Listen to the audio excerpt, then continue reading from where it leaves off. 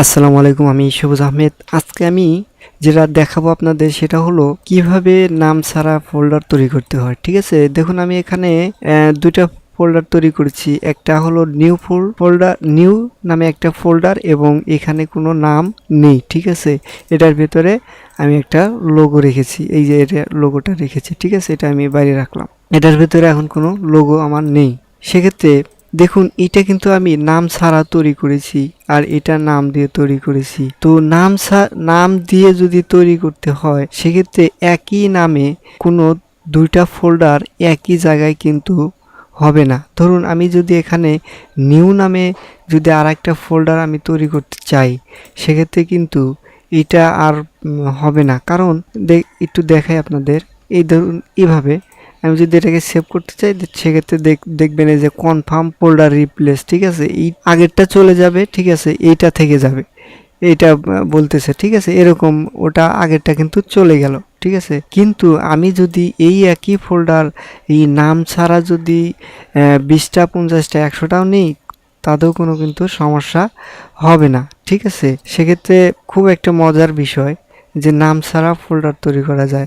আপনারা কি কখনো চেষ্টা করে দেখেছেন যে আপনারা কখনো নাম ছাড়া ফোল্ডার তৈরি করতে পারবেন? ঠিক আছে, একটু চেষ্টা করে দেখুন। তো দেখুন আমি আপনাদের যেভাবে ফোল্ডার তৈরি করেন, ঠিক আছে, এইভাবে নিউ থেকে ফোল্ডার আমি এখানে নাম দিলাম না। ঠিক আছে, নাম না দিয়ে যদি এন্টার দিই, ঠিক আছে, এন্টার দেওয়ার পরে দেখুন আবার যে নিউ ফোল্ডার 2, ঠিক আছে, সেই নিউ ফোল্ডার 2 চলে আসলো। কারণ এখানে আমার একটা নিউ ফোল্ডার 1 দেওয়া আছে এবং এটা নিউ ফোল্ডার 2 হিসাবে সেভ হতে চাচ্ছে। ঠিক আছে, তো আমি চাচ্ছি যে এইটাকে আমি নিউ ফোল্ডার 2 কি কোনো নামই রাখবো না। ঠিক আছে, সেক্ষেত্রে কি করবেন, এন্টার দিলাম। এন্টার দিয়ে যদি সাইটে ক্লিক করি সেক্ষেত্রে নিউ ফোল্ডার 2 কিন্তু চলে আসলো, কিন্তু নাম ছাড়া কিন্তু এটা চলে আসলো না। তবে আমি আপনাদের এখন দেখাবো কিভাবে আপনারা এটা নাম ছাড়া তৈরি করবেন। দেখুন এই যে এই ফোল্ডারটা আমি তৈরি করেছি না, এটা কিন্তু নাম ছাড়া, এটার কিন্তু নাম নেই। এটার কিন্তু নাম আছে, এটা সবগুলো ফোল্ডারের নাম আছে, বাট এটার কিন্তু নাম নেই। ঠিক আছে, আর এই ফোল্ডারগুলো আপনারা যত খুশি তত তৈরি করতে পারবেন একই নামে, শুধু নাম ছাড়া। আর এইগুলো ফোল্ডার যদি আপনারা তৈরি করতে চান সেক্ষেত্রে নিউ ফোল্ডার 1, নিউ ফোল্ডার 2 কিংবা আপনার যে নাম দিতে চান সেই হিসাবে কিন্তু চলে আসবে। তো এখন আমি দেখাই আপনাদের কিভাবে এটা তৈরি করবেন। মূলত এই যে সার্চ বাটনে আসবেন। ঠিক আছে, যাদের উইন্ডোজ 7 তারা যে এখানে স্টার্ট বাটন থেকে দেখবেন এখানে সার্চ বাটন আছে, সেখানে ক্লিক করে এখানে সার্চ করবেন ক্যারেক্টার ম্যাপ, ক্যারেক্টার ম্যাপ। এই যে এখানে দেখুন CH লেখার সাথে সাথে এখানে ক্যারেক্টার ম্যাপ চলে আসবে। ঠিক আছে, এখানে ক্লিক করবেন আপনারা। এখানে ক্লিক করে আমাদের যে ম্যাপগুলো আছে, ঠিক আছে, সেই ম্যাপ অনুযায়ী আমরা যেগুলো যেগুলো আছে ম্যাপ আছে নিচে আসবেন। এরকম আমি নিচে আসছি। ঠিক আছে, এখানে আপনার বিভিন্ন ফন্ট আছে, আপনারা চাইলে এখান থেকে ক্যারেক্টারগুলো ইউজ করতে পারবেন। ঠিক আছে, বিভিন্ন ফন্ট আছে, বাংলা, ইংলিশ, হিন্দি, উর্দু, যা খুশি চান সেটাই কিন্তু এখানে আছে। সেই ম্যাপগুলো আপনারা ইউজ করতে পারবেন। তো আমি আপনাদের যেটা দেখাবো সেটা হলো ফাঁকা একটা নেব, ক্যারেক্টার নেব। ঠিক আছে, দেখুন এই যেখান থেকে অনেকগুলো ফাঁকা ফাঁকা আছে। ঠিক আছে, যে কোনো একটা আপনার ক্লিক করবেন, যে কোনো এটাই আমি ক্লিক করলাম। ক্লিক করার পরে যেখানে সিলেক্ট অপশন আছে এখানে সিলেক্ট করবেন। ঠিক আছে, সিলেক্ট করে যেখানে কি করবেন, কপি করে এই যে আপনি যে ফোল্ডারটা তৈরি করতে চাচ্ছেন, ঠিক আছে, সেইখানে আসবেন। ধরুন আমি এখানে ফোল্ডারটা তৈরি করতে চাচ্ছি, নিউ ফোল্ডার। এরপরে কি করবেন, এইগুলো কেটে দিবেন। কেটে দিয়ে এখান থেকে কন্ট্রোল V অথবা রাইট বাটন ক্লিক করে এখানে দেখুন 5টা লেখা আছে, 5টা করে এখানে ছেড়ে দিবেন। ঠিক আছে, পাস্ট করে দেখুন এটা কিন্তু নাম ছাড়া ফোল্ডার হয়ে গেল। ঠিক আছে, এভাবে মূলত আমরা ফোল্ডার তৈরি করি। ঠিক আছে, নাম ছাড়া ফোল্ডার তৈরি করি। এইটা আপনারা কি করবেন, আপনারা যদি চান যে এটা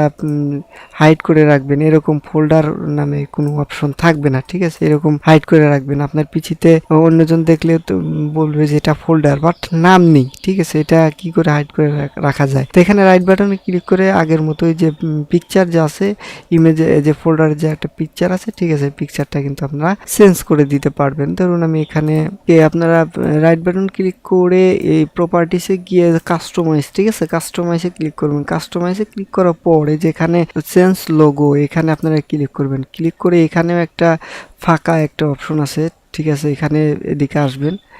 এখান থেকে একটা ফাঁকা অপশন আমরা নেব। দেখুন এখানে অনেকগুলো ফাঁকা কিন্তু অপশন আছে, ঠিক আছে, দেখা যাবে না বাট এরকম, ঠিক আছে, এরকম আপনারা এই সাদাটা দিয়ে দিলেন। দিয়ে দেওয়ার পরে যদি অ্যাপ্লাই করে দেন সেক্ষেত্রে দেখুন এরকম সাদা চলে আসবে, ঠিক আছে। আপনারা যদি চান যে একেবারেই আসবে না, ঠিক আছে, সেক্ষেত্রে এখান থেকে কাস্টমাইজ থেকে লোকেশন থেকে একদম আপনারা এই পাশে আসবেন।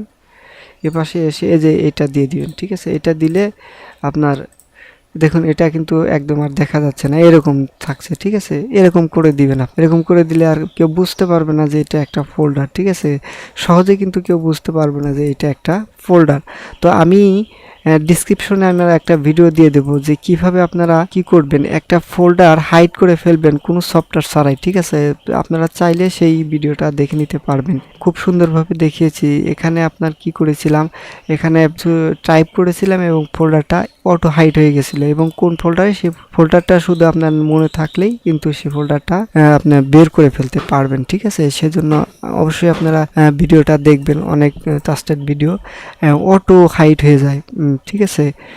তো আশা করি বুঝতে পেরেছেন আমি কি বোঝানোর চেষ্টা করেছি।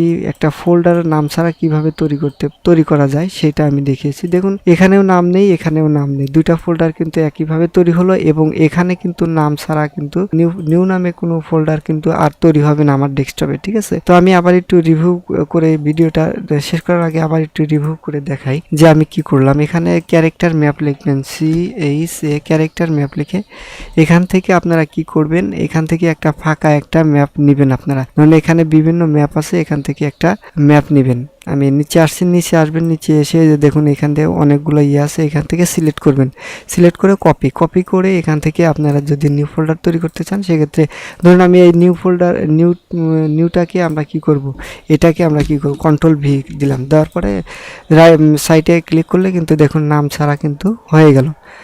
এবং যেভাবে আপনারা যে কালোটা নিয়ে আসবেন, ঠিক আছে, সেটা হলো যে প্রপার্টিসে ক্লিক করে এখান থেকে কাস্টমাইজে যাবেন, ঠিক আছে। কাস্টমাইজ থেকে লোকেশন থেকে আপনার এখান থেকে এইগুলো চেঞ্জ করে দিতে পারবেন, অথবা আপনার নামও দিতে, নাম কিংবা আপনার যে ছবি আছে সেই ছবিগুলো কিন্তু দিতে পারবেন, ঠিক আছে।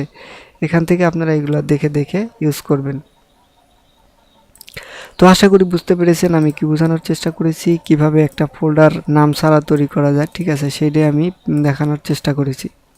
দেখুন এই ফোল্ডারটা কিন্তু এই যে এইটা দেখুন একদম হাইট হয়ে গেছে, ঠিক আছে। এখানে আন্ধার ছিল কিছুক্ষণ আগেই, এটা আন্ধার ছিল যেখানে, কিন্তু এখন কিন্তু আর কোনো আন্ধার নেই, ঠিক আছে। এটা কিন্তু ইয়ে হয়ে গেছে, মানে কালো ছিল আর কি, আন্ধার বলতে কালো ছিল, সে কালোটা কিন্তু আর নেই। দেখুন এভাবে যদি আপনারা কোনো ফোল্ডার রাখেন ডেস্কটপে সেক্ষেত্রে কারোর ধরার ক্ষমতাই নেই। এখানে মাউস পয়েন্টার নিলেই শুধু আপনারা এটা শো করবে, ঠিক আছে, বাট অন্যথায় কিন্তু শো করবে না, ঠিক আছে। দেখুন এই দেখুন একদম মিশে গেছে, ঠিক আছে।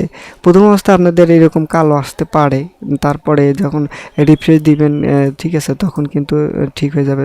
প্রথম অবস্থায় আমার কিন্তু কালোই ছিল, এরপরে যখন আমি রিফ্রেশ দিলাম, ঠিক আছে, তখন কিন্তু এটা সাদা হয়ে গেল, একদম ডেস্কটপের যে কালার সেই কালারটা চলে আসলো। আমি যেখানেই এই ফোল্ডারটা রাখি না কেন সেই ফোল্ডারটা ওই আকারই ধারণ করবে, ঠিক আছে। আশা করি বুঝতে পেরেছেন আমি কি বোঝানোর চেষ্টা করেছি। আর ভালো লাগলে অবশ্যই লাইক করবেন, আর আমার চ্যানেলটা অবশ্যই সাবস্ক্রাইব করবেন এই ধরনের ভিডিও পেতে। আর যারা ওয়েব ডিজাইন শিখতে চান তারা অবশ্যই আমার চ্যানেল সাবস্ক্রাইব করবেন, কারণ আমি ওয়েব ডিজাইনের উপর অনেক ভিডিও আমি মেক করেছি এবং পোস্ট করেছি, এবং আরও পোস্ট করছি, ঠিক আছে। আর আশা করি বুঝতে পেরেছেন। আর অবশ্যই একটা লাইক দেবেন। ভিডিওটা এই পর্যন্ত শেষ করছি। আল্লাহ হাফেজ।